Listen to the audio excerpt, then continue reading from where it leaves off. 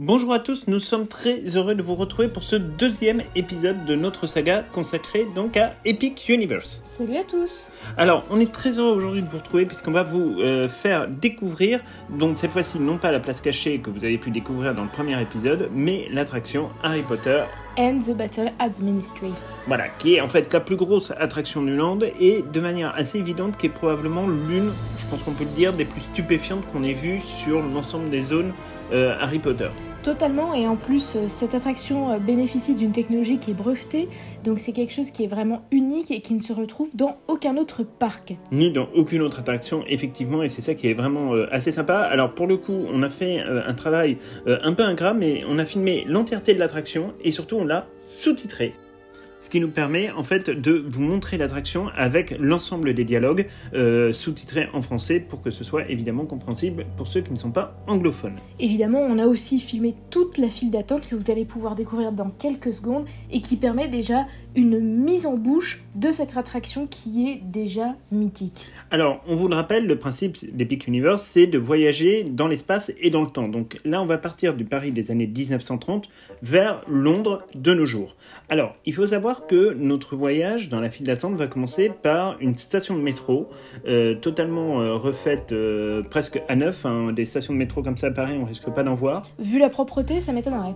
Voilà, et donc l'idée, ça va être vraiment de se diriger vers le métro flou, donc qui est l'équivalent de la poudre de cheminette britannique. C'est ça, pour pouvoir repartir, donc cette fois-ci à Londres. Alors, on vous a pas filmé l'entièreté de l'attraction, mais il faut savoir quand même que c'est très... De la file d'attente. Oui, de la file d'attente, pardon, parce qu'en fait, il faut savoir que on est quand même dans un univers qui est très thématisé, avec beaucoup d'affichage, beaucoup de choses.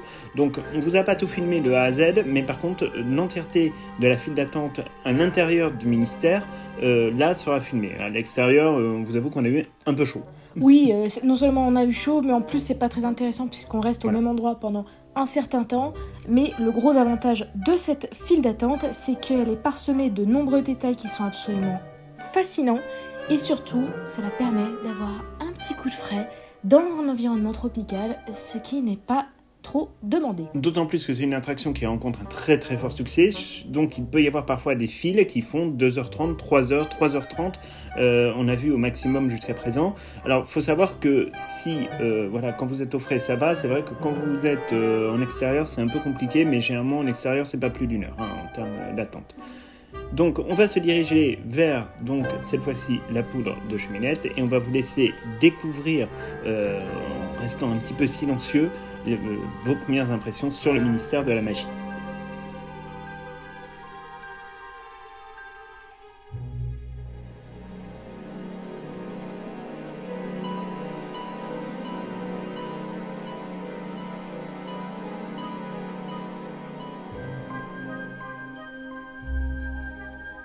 Et alors, comme vous pouvez le voir, en fait, ce qui est stupéfiant quand on sort véritablement des cheminées, c'est d'avoir ce sentiment de se retrouver, peut-être pour la première fois, immergé, mais alors totalement, dans ce qu'on pouvait imaginer du ministère de la magie, vu au travers de l'adaptation cinématographique. Là, on se retrouve véritablement, non pas dans les décors du film, mais dans le film lui-même. Et c'est ça qui est absolument stupéfiant. On a pu le dire pendant le live, c'était assez... ça vous a fait rire pour certains d'entre vous. Quand on est arrivé au ministère de la magie, on avait la bouche ouverte en permanence, tellement on était ébahis par la beauté des décors. Il faut dire aussi que la hauteur de ces derniers sont absolument incroyables. C'est qu'on a des statues qui font plusieurs mètres de haut. Le plafond est à environ 25 mètres de hauteur. Enfin, c'est franchement absolument incroyable. Quand on fait Gringotts, quand on fait Poudlard, dans les autres parcs, oui, c'est vrai que c'est bien fait, c'est beau. On a un sentiment d'être immergé dans la magie, peut-être plus à Gringotts d'ailleurs qu'à Poudlard. Oui, c'est vrai. Mais c'est vrai que ça n'a pas ce niveau-là de détail où on sent que tout a été pensé véritablement pour offrir en fait une vision directe de ce qu'est le ministère de la magie britannique. Et c'est quelque chose de très impressionnant. Même le plafond est en réalité un écran sur lequel est projeté un ciel magique, Tout à fait. ce qui est assez incroyable. Alors évidemment, on se retrouve ce jour d'audience du procès de Dolores Umbridge où elle va être condamnée définitivement donc à la prison à Azkaban. Et donc en fait, il y a forcément une effervescence qui se passe qui est un peu incroyable puisque vraiment on est comme si on était des sorciers venant assister au procès du Major Maggot. Tout à fait. Et ça, c'est pour le coup quelque chose de plutôt pas mal. Alors, aussi, ce qui est très intéressant, c'est de remarquer en fait tous les détails qu'il peut y avoir, parce qu'en fait, chaque fenêtre que l'on voit quasiment, il se passe des choses dans ces fenêtres, dans ces bureaux. Alors, c'est pas des gens qui viennent et qui vont, hein, c'est plus des effets spéciaux, mais c'est vraiment intéressant. Alors, d'un point de vue juste de la temporalité de l'attraction, on se situe évidemment après les événements d'Harry Potter et les Reliques de la Mort. On voit que la fontaine de la fraternité magique est revenue, et là, pour le coup, franchement, elle est bluffante parce qu'elle est vraiment à taille réelle et c'est assez impressionnant à voir. Enfin, nous, c'est vraiment on l'a scruté un peu sous tous les angles et c'était assez impressionnant. Donc on est quand même un certain temps après la chute du ministère de la magie, la reconquête par Kingsley Shacklebolt et Harry Potter donc du ministère de la magie. Kingsley et le ministre de la magie, on peut imaginer qu'on se situe à peu près 2 ans, on va dire, après les événements de Harry Potter et les Reliques de la Mort. Donc on est vraiment dans un temps où Harry Potter est en train de devenir Aurore, et on va d'ailleurs retrouver dans l'attraction Harry, Ron et Hermione. Tout à fait. Alors, ils sont présents sans pour autant que les acteurs aient choisi de tourner ces scènes, à l'exception près de Dolores Umbridge et de certains Mange-Morts qui, pour le coup, ont participé à un tournage spécifique pour l'attraction. Voilà, sinon pour Harry, Ron et Hermione, en fait, ils ont été remplacés clairement par de l'intelligence artificielle, donc probablement des doublures sur lesquelles ils ont ensuite ajouté les visages de Ron, Hermione et Harry. Et pour ce qui est des voix, ils ont fait un méli-mélo avec des phrases qui étaient déjà prononcées dans les films, et ensuite ils ont mixé ça pour reconstituer des phrases entières. De sorte à créer une toute nouvelle histoire. C'est ça, mais tout ce que vous allez voir, en fait, tous les passages que vous allez voir avec Imelda Staunton sont des passages qui ont été véritablement tournés en studio, et ça c'est plutôt cool qu'une actrice comme ça ait accepté de revenir, mais ça en dit aussi un petit peu long sur le fait que voilà, le trio n'ait pas été convié à revenir, parce qu'il n'y a même pas eu de proposition en ce sens, et donc du coup c'est vrai que l'intelligence artificielle, ça pose question, c'est la première fois qu'on y est confronté dans un parc d'attractions. C'est assez étrange parce que à la fois vous voyez que ce n'est pas réel, et en même temps, c'est très bien fait. Et en fait, vous ne voyez pas la différence si vous ne le savez pas. C'est-à-dire que si vous n'y faites pas attention, vous allez avoir véritablement l'impression qu'ils ont retourné tous les 3 des scènes, alors que ce n'est absolument pas le cas. Maintenant, après, c'est vrai que ça pose une question éthique qui est intéressante à imaginer, à questionner sur est-ce que l'intelligence artificielle doit être présente dans les parcs d'attractions. Ça, pour nous, c'est un point vraiment de vigilance à avoir, parce qu'on en reparlera dans une autre vidéo, mais on n'est pas tout à fait persuadé de la pertinence de l'utilisation de l'intelligence artificielle, d'autant que cette attraction, vous le verrez, ne nécessitait pas nécessairement la présence du trio. Ça aurait pu être autrement avec d'autres auras. Tout à fait, et de toute façon, vous ne remarquez pas vraiment, si vous ne prêtez pas attention, qu'ils ne sont pas véritablement là en fait, puisque voilà, on voit des petites différences au niveau de leur visage, mais vraiment, si on les regarde en les scrutant, parce que de toute façon, il se passe tellement de choses autour de vous que vous n'avez pas le temps de vous y attarder. C'est ça, tout à fait. Alors là, du coup, on va rentrer véritablement, on était dans l'Atrium, et on va commencer vraiment à rentrer dans les coulisses du ministère de la Magie. Alors, il ne faut pas vous étonner, à un moment donné, on va vous signaler qu'il y a eu une petite modification dans le parcours, parce que en fait, vous avez 2 types de parcours que vous ne pouvez absolument pas choisir, c'est pas vous qui décidez, c'est vraiment de manière très aléatoire, et donc en fonction du parcours que vous allez prendre, vous n'allez pas forcément voir les mêmes pièces. Alors ça, c'est une pièce qui est commune à tous les parcours, c'est en fait la pièce où vous allez retrouver l'ensemble des guichets, donc là on est vraiment dans une dimension très administration centrale, où vous allez pouvoir effectivement regarder dans les bureaux, alors certains sont ouverts, d'autres sont fermés, ce qu'il s'y passe, voir un petit peu les différents détails.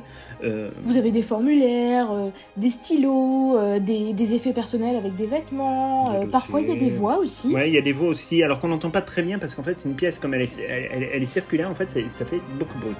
Mais elle est très haute. Voilà, elle est très haute, mais ça fait voilà, il y a beaucoup de bruit quand il y a du monde, et donc du coup c'est vrai qu'on peut pas toujours entendre. Et alors là, on va pouvoir voir notamment des affiches, par exemple, donc bien connues pour rechercher des mange-morts donc qui ont participé notamment à la bataille de Poudlard. Là, en l'occurrence, c'est Alecto Caro. Alors, il faut savoir que cette actrice, là pour le coup, elle a retourné les scènes et elle a fait partie donc du casting sur cette attraction Harry Potter and the Battle at the Ministry. Donc c'est vraiment un endroit qui est assez sympa parce que ça donne aussi à voir comment se déroule la vie quotidienne du ministère. C'est ça. On est vraiment dans une dimension où en fait on se rend bien compte que le ministère de la magie a une importance quand même assez prépondérante pour l'ensemble des sorciers et des sorcières du monde magique britannique, et que comme nous on a nos administrations, eux ils ont besoin d'avoir la leur avec les différentes modalités qui permettent de faciliter le quotidien. C'est un peu ça l'idée. Alors voilà, on va retrouver donc ensuite tout un couloir, alors qui vraiment fait penser au couloir que l'on voit très bien dans l'adaptation cinématographique, avec donc un certain nombre de mange-morts. Là en l'occurrence c'est McNair, hein, vous le savez, le bourreau qui voulait donc assassiner Buck, l'hippogriffe. Et puis de salle en salle on va pouvoir se promener. Alors on vous a pas montré tous les couloirs, il faut savoir que c'est vraiment une attraction qui est titanesque. C'est vraiment un dédale de couloirs. Des fois vous avez des couloirs qui vont faire presque 100 mètres de long. Enfin c'est vraiment des trucs qui sont juste impressionnants, mais qui vont vous permettre vraiment de voyager aussi à l'intérieur de ce ministère de la magie, ce qui n'avait été jusqu'à présent jamais fait, y compris au studio de Warner Bros. Tours. Et même si la file d'attente est relativement longue, notamment si il y a du monde ce jour-là sur le parc, il y a tellement une profusion de détails que en fait on n'a pas tellement le temps de voir le temps passer. Oui. C'est un peu ça le truc. Et là, vous avez par exemple le plan, la carte du ministère, donc qui est souterraine. On voit bien Big Ben, la Tamise, le London Bridge, où effectivement en dessous vous avez le ministère de la magie. Alors après, vous allez retrouver des décors que vous connaissez aussi, puisque vous les avez vus à la fois dans Harry Potter, mais aussi par exemple dans les Animaux Fantastiques, donc comme cette partie-là qui apparaît à l'écran, où effectivement c'est là où a lieu la discussion entre Leta Lestrange et Norbert Dragono, et aussi Thésée d'ailleurs. Voilà, c'est vraiment très bien fait. Et là aussi, ça va être parsemé vraiment de petits détails, mais sur la vie quotidienne, en fait, vraiment du ministère, c'est-à-dire que vous allez avoir un engin, par exemple, qui est là pour faire le ménage, et autour, vous avez des notes de service, un sac abandonné. La machine à boisson. Voilà, c'est vraiment très très bien fait, et à chaque fois vraiment avec un souci du détail qui est assez intéressant. Nous, on a même fait des zooms en fait en photo pour voir ce qui était marqué sur les formulaires. On n'a pas fini de toutes les analyser, mais c'est vraiment un truc assez marrant et que nous on a beaucoup aimé voir. Et puis vous allez aussi constater, alors c'est ça qui nous a fait un peu marrer, parce que là pour le coup il y a une petite incohérence visuelle, c'est qu'ils ont gardé le bureau de Dolores Ombrage. Alors on peut imaginer évidemment qu'il a été gardé peut-être en l'état comme étant une pièce à conviction. Tout à fait. Voilà. Mais c'est vrai qu'il y a encore donc la plaque sur la porte, et ça c'est assez drôle. Et en fait, c'est à partir de ce moment-là que vous allez avoir le choix entre deux parcours qui vont être un peu différents et puis qui ensuite vont finir par se rejoindre, mais où certaines pièces ne seront accessibles que sur l'un des parcours ou pas. Ça, c'est vraiment un peu le truc qui est un peu nul en fait. C'est que si vous faites une seule fois l'attraction, vous ne verrez qu'un seul parcours. Il faut la faire plusieurs fois et espérer avoir la chance de faire le bon parcours pour voir par exemple le bureau de Dolores Ombrage. Et maintenant, direction le hall des ministres de la magie. Alors c'est vraiment très marrant parce qu'on voit vraiment une diversité de personnages. Voilà, vous avez pu apercevoir un ministre de la magie qui était vraisemblablement écossais, mais on retrouve aussi des personnages connus. Donc on peut retrouver notamment Cornelius Fudge, également Rufus Grimgleour, Kingsley Shacklebolt forcément. Alors c'est marrant d'ailleurs d'avoir Kingsley Shacklebolt qui n'est pas censé avoir son portrait. Ah oui, il est en vie. Voilà, puisqu'il est encore en vie. Alors évidemment, pour beaucoup, malheureusement, c'est l'intelligence artificielle parce que les acteurs sont décédés depuis le tournage, notamment pour Cornelius Fudge. Et en fait, on les entend en train de discuter du procès qui va avoir lieu ce jour au sein du ministère de la Magie. Alors ensuite, on passe dans un nouveau département qui va être le département des aurores. Et donc, on va commencer par le vestiaire. Donc le vestiaire, l'une des salles d'attente de cette file qui est les plus riches en décors, notamment au niveau des casiers. Alors il y en a très peu qui sont ouverts, donc vraiment quand vous êtes dedans, profitez-en parce que vous n'avez vraiment pas l'occasion de tout voir sinon.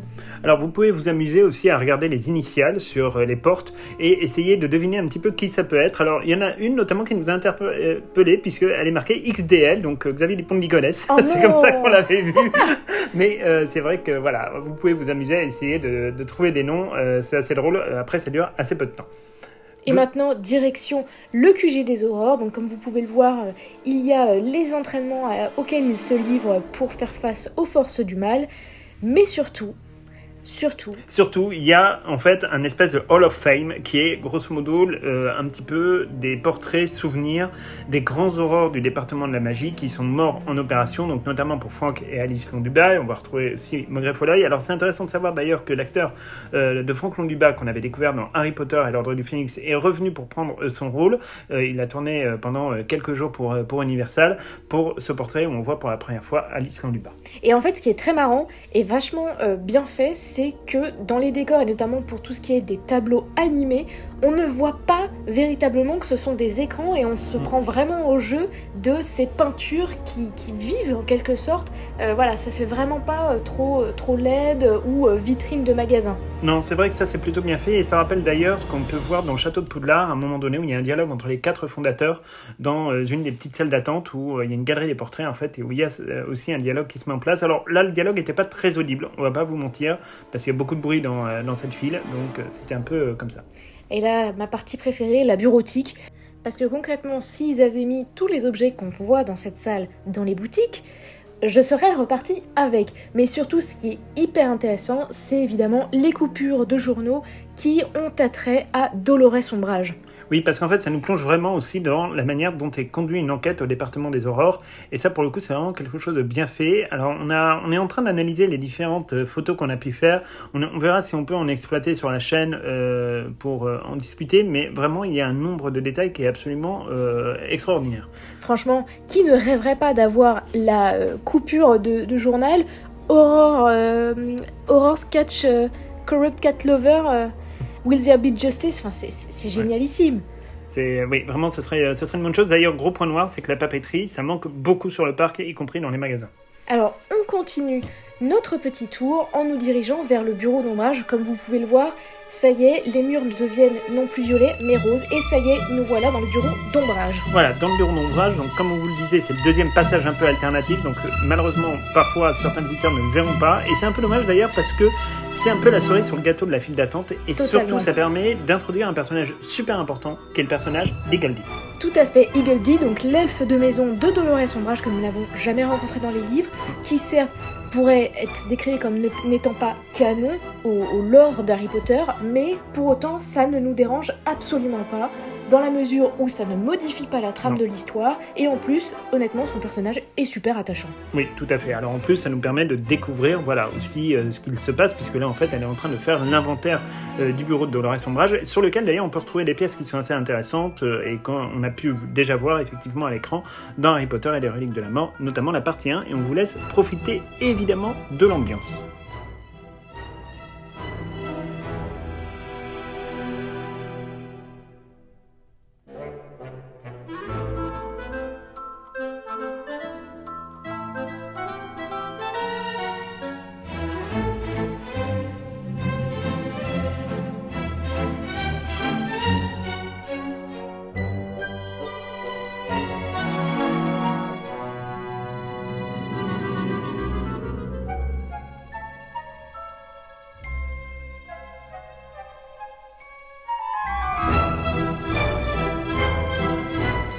Alors maintenant, on arrive à la toute fin, entre guillemets, de la file d'attente, et donc on va rentrer en fait dans ce qui constitue le cœur de l'attraction. Alors le cœur de l'attraction, en fait, c'est un ascenseur.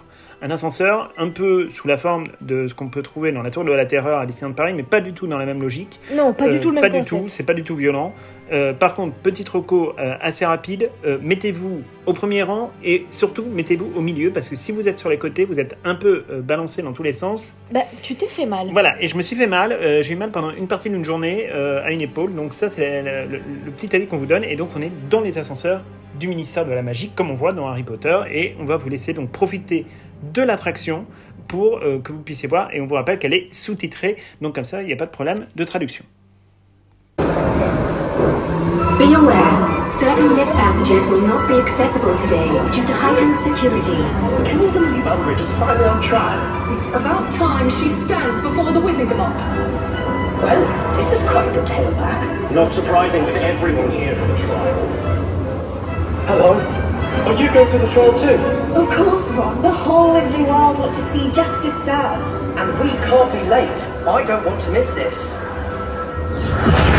Oh no, what's that? I will do what must be done for the greater good. To the time room. Yaxley, dispose of them. With pleasure, miss. And Fringo. Alert! Death Eaters have attacked the Ministry. Dolores Umbridge has escaped. Arrest the momentum! Umbridge has escaped. She's after a time turner again. We need to get to the time room. They can help us. We must stop Miss Umbridge. Warning. Death Eaters have attacked the Ministry Archives. Unexpected lift in the Ministry Archives. There she goes. Haggerty will help. Stupid! You're after her. We won't let you stop us this time. Brazil! Melon-headed saddle goose!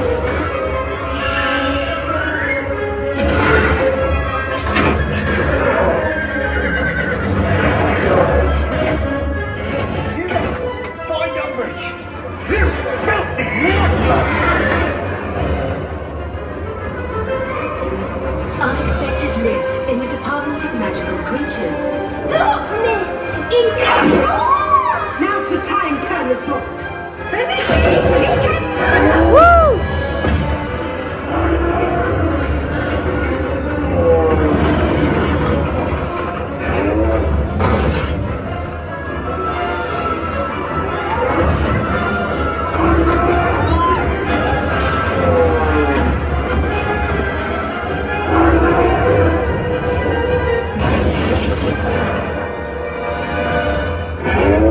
Bloody hell! An eruption! Don't upset her. Too late for that! Watch out! Hurry! Get to the time room! Let's get out before the lift explodes! Now back to the time of Lord Voldemort. You're too late. You can't use a broken time timer, Miss! Nonsense. Repulsive. Miss, look what you've done! This is your fault.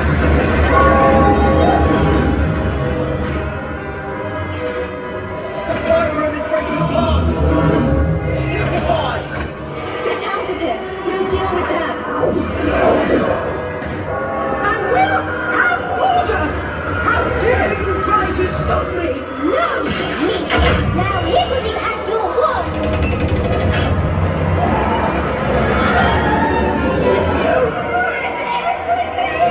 You must not tell lies, Professor!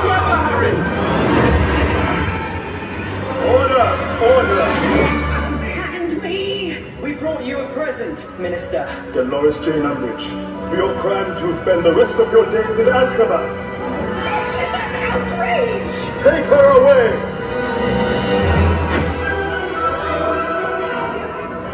You've done well, Higgledy. Dolores and this lot will be off to Azkaban soon. Where evil mistresses belong, Miss Granger. We all saved the Ministry. Thank you, friends.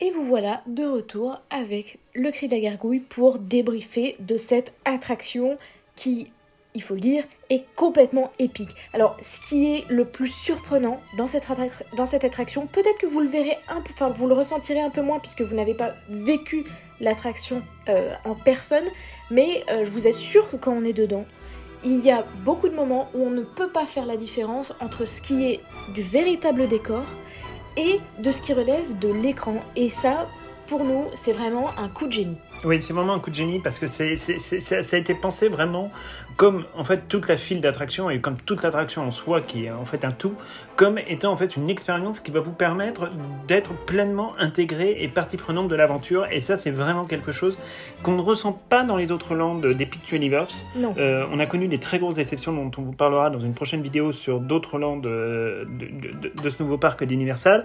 Mais là, en l'occurrence, c'est vrai qu'on est sur quelque chose de vraiment très inclusif dans l'idée où on met la personne, le spectateur, au milieu de l'action. Et ça, c'est vraiment un truc absolument fantastique. En parlant d'action, que dire de ces scènes ou de combats avec les mange-morts qui essayent de faire s'échapper Dolores Ombrage? Qu'est-ce que t'en as pensé? Ah bah, elles sont très impressionnantes parce que vous avez vraiment des effets spéciaux comme si vous étiez au cinéma, et en même temps vous les vivez parce que l'attraction, en fait, l'ascenseur va vous balancer de gauche à droite, de haut en bas.